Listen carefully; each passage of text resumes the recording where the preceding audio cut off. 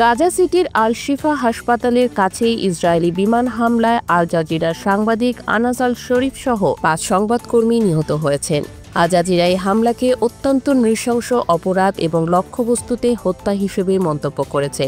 Israeli প্রতিরক্ষা বাহিনী আইডিএফের দাবি, নিহত আনাস আল শরীফ হামাসের সন্ত্রাসী সেলের নেতা ছিলেন। ইসরায়েলের এমন দাবিকে ভুয়া বলে মন্তব্য করেছে আল জাজিরা।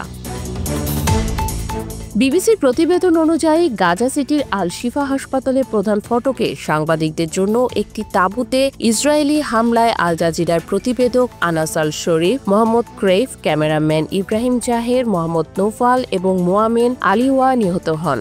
আল জাজিরা এই হামলাকে সাংবাদিকদের স্বাধীনতার উপর পরিকল্পিত এবং স্পষ্ট আক্রমণ হিসেবে নিন্দা করেছে। হামলায় মোট ৭ জন নিহত হন।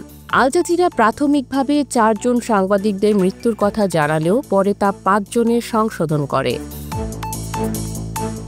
আইডিএফ টেলিগ্রামে পোস্ট করে জানায়, তারা আনাস আল শরীফকে লক্ষ্য করে হামলা চালিয়েছে।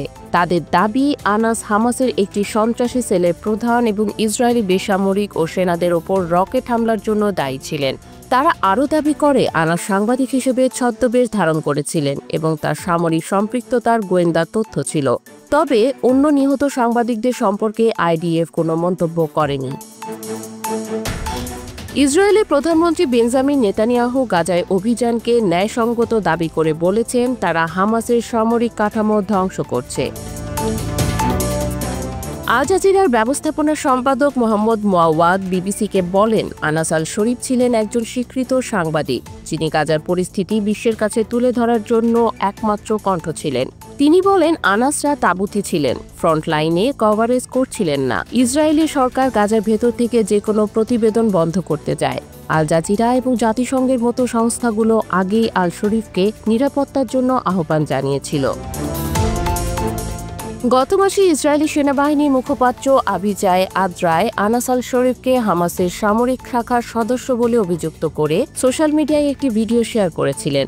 এরপর জাতিসংঘের মত প্রকাশের স্বাধীনতা বিষয়ক বিশেষ দূত আরিন খান বলেছিলেন, তিনি আনাস আল শরীফের বিরুদ্ধে ইসরায়েলি সেনাবাহিনীর বারবার হুমকি এবং অভিযোগে গভীরভাবে উদ্বিগ্ন। সেই উদ্বিগ্নতা দিন শেষে সত্যি হলো। আনাস আল শরীফ তার মৃত্যুর আগে এক্স-এ এক পোস্টে গাজা সিটিতে তীব্র ইসরায়েলি বোমাবর্ষণের সতর্কতা দেন। তার মৃত্যুর পর প্রকাশিত একটি পোস্টে, যা সম্ভবত একজন বন্ধু দ্বারা প্রকাশিত, তিনি গাজার মানুষের বেদনা এবং ক্ষতি বর্ণনা করেন এবং সত্য প্রকাশে তার অঙ্গীকারের কথা বলেন। Committee to protest journalist CPJ তথ্য অনুযায়ী ২০২৩ সালের অক্টোবর থেকে গাজায় ইসরায়েলের সামরিক অভিযানে ১৮৬ জন সাংবাদিক নিহত হয়েছেন।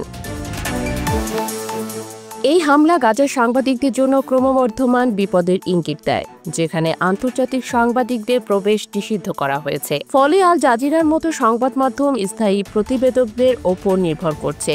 আল জাজিরার সম্পাদক মোয়াওয়াদ বলেন, আধুনিক ইতিহাসে আমি এমন কিছু দেখিনি। আন্তর্জাতিক সম্প্রদায়, জাতিসংঘ এবং সিপিজে এই ধরনের হামলার নিন্দা করে সাংবাদিকদের সুরক্ষার জন্য আহ্বান জানিয়েছে।